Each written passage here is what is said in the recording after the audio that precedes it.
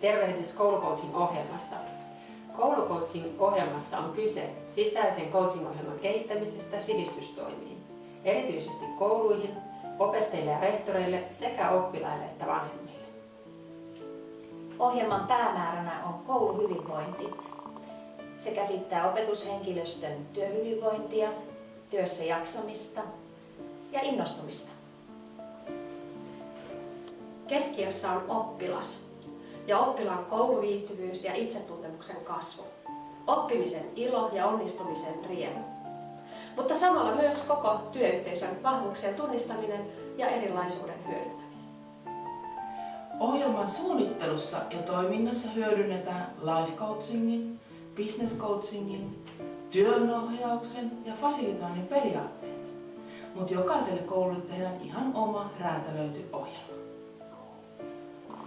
Osallistuin rehtoreiden coachingiin, jossa aloitettiin mielen suuntaamisella positiiviseen onnistumisten löytämisen avulla. Siellä oivalsin, että asenne on tärkein ja sellainen näkökulman vaihtamisen taito.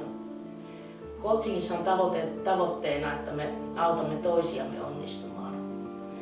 Ja siellä coachingissa tehtiin harjoituksia yhdessä, jossa unelmoitiin ja pohdittiin ja löydettiin uusia ajatuksia ja ratkaisuja aivan itse.